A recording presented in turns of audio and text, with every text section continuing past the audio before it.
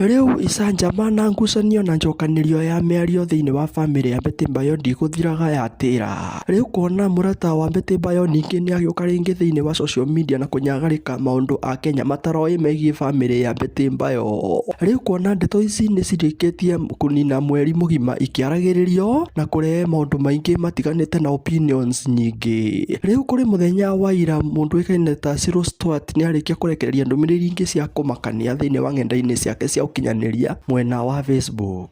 Riu mũndũ ũĩkaine ta Cyril Stuart nĩaumburania atĩ mũndũ ũĩkaine ta Tash arahũthĩra ciana cia Betty Bayo tarĩ bengi kana arahũthĩra ciana icio kũnjibaindi ke mwene. Riu ndeto ici cirutũrũrĩtwo nĩ mũndũ ũĩkaine ta Cyril Stuart akiuga atĩ kwĩna mũtumia wĩho wĩ nja ya bũrũri ũrĩa atarenda kũgweta rĩtwa rĩake atĩ ũcio nĩwe manyitanĩrĩte na mũndũ ũĩkaine ta Tash kũnyarira bamĩrĩ ya Betty Bayo. Riu kuona atĩ rĩu mũndũ ũĩkaine ta Tash nĩararegana ciana icio na gĩtũmi kĩa kũregana ciana icio nĩ atĩ Tash nĩarahũthĩra ciana icio ũru na gũthũkũma nacio. Ici nĩ ndeto cirĩkĩtie kũrekererio nĩ mũndũ ũĩkaine ta Cyril Stuart nĩwe warĩ mũrata wa Betty Bayo kuma marĩ o anini. Riu akiuga atĩ mũndũ ũĩkaine ta Tash rĩu nĩarahũthĩra ciana cia Betty Bayo ũru, akiuga atĩ rĩu nĩaracihũthĩra atĩ tarĩ kũmũringia mũkuru wa thĩna. Kuona atĩ rĩu kairĩtu ka Betty Bayo nĩ karĩ account ya TikTok, ĩyo nĩyo gathiaga gũthũkũma na gathũkũma mbica iria gathũkũma ithe nĩwe woyaga. Riu nĩkwĩrĩgĩte gũcomoka gĩcanjama kĩngĩ kũrĩa kuonekire page ya mũndũ ũĩkaine ta Betty Bayo ĩgĩcenjio rĩtwa na gwĩtwo Tash Family. Nĩ kuonania atĩ mũndũ ũyũ ũĩkaine ta Tash nĩ mũndũ mwĩyendi mũno na nĩ mũndũ wa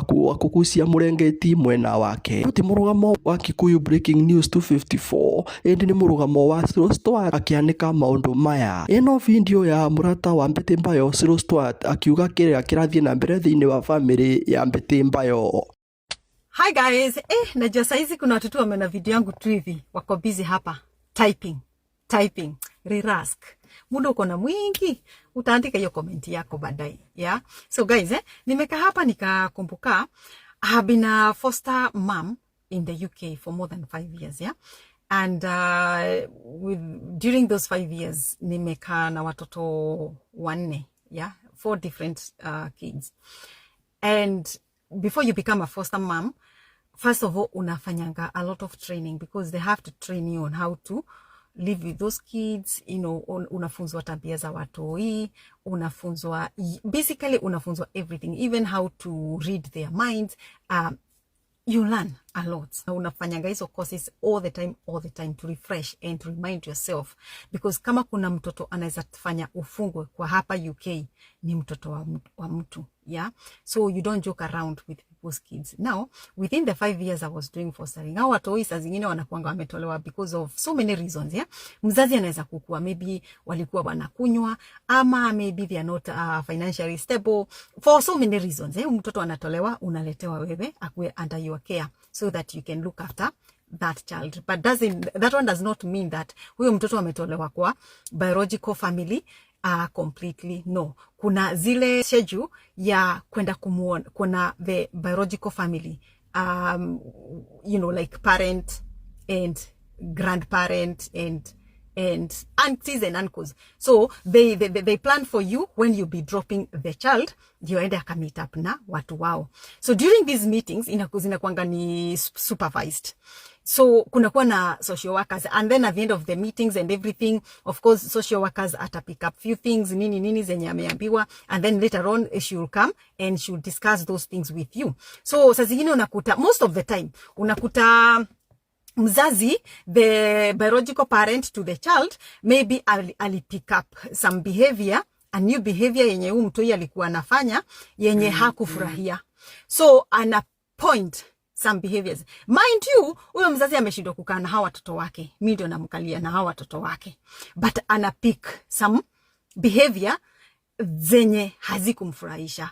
And saa zingine unashindwa, enyewe hii kazi ni ngumu, kukaa na mtoto wa mtu kazi ni ngumu sana.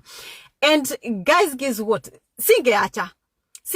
Do you know why? It's because I used to get paid. Hao ndio walikuwa banki yangu. That's all I was doing. And remember, I started in when?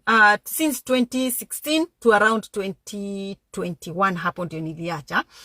But within those years when I was doing it, hata ningeambiwa aje, of course nilikuwa na comply, because hawa watoto they used to be my bank. That was the only way I was earning my living. So singeacha hata niambiwe aje. Singeacha. But what am I trying to say? Najaribu kusema kukana mtoto wa mtu ni hard. Ni hard. Na ni stress. Na kuavoidio hivi vitu zote. Hata kama watoto ni bank. You know what?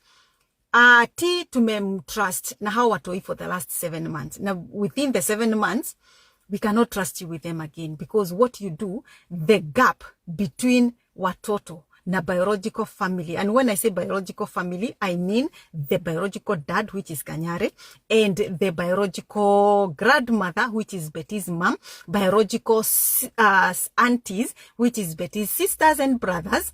They don't talk to those kids because of what you have told them. You've managed to manipulate those kids in a way that they don't even want to see their biological parent. Hawataki, and they want nothing to do with them. They don't even want to talk to them. And what changed? Because when Betty was alive, they used to talk to them.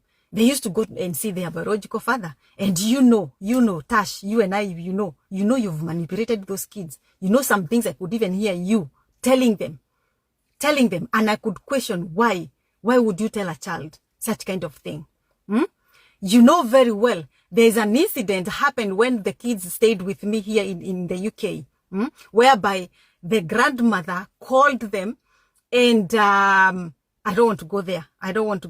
What I'm saying is, kukana watoto wenyewe ni difficult.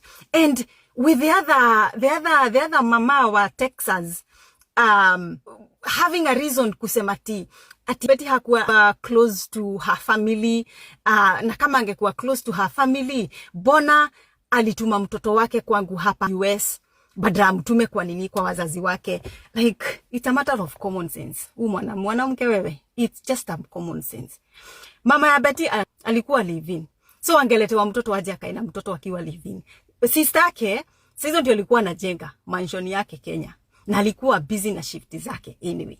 Na tena yeye hakuwa na mtoto, na alikuwa almost kama mgeni huko America.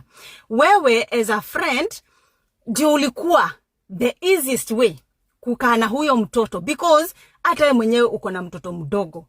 So the only option was mtoto akuja basi akae na wewe, and because you are her friend, I mean, why not? But sasa that one cannot give you a reason kusema ati hata Betty hakuwa na trust hao watu wao, angekuwa na trust angepeleka huo mtoto kwao. It's common sense. Na wanda nilisema unalalanga na side moja kama panga. Mukoma na mweno metafaga, because tell me why you cannot reason that way. Wetu ndio ulikuwa the solution. You are a friend na uko na mtoto mdogo, ukipeleka huu shule hata mwingine anaweza kumpeleka shule. Ule mwingine ako busy, hana mtoto, ni mgeni, mwingine ako live-in.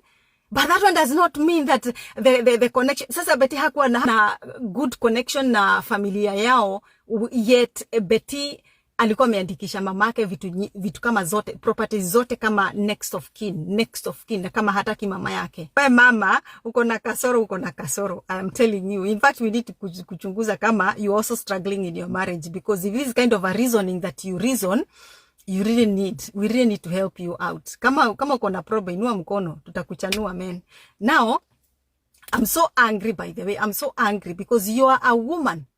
Na wewe ndio unashikilia mwanaume ukijua tu huyu mwanaume hata wewe mwenyewe humjui vizuri. Okay, najua alikuwa anakuja kulala kwako after her, whatever it is, anakuja anakaa kwako, anaogea kwako, but that one does not mean that you know that man.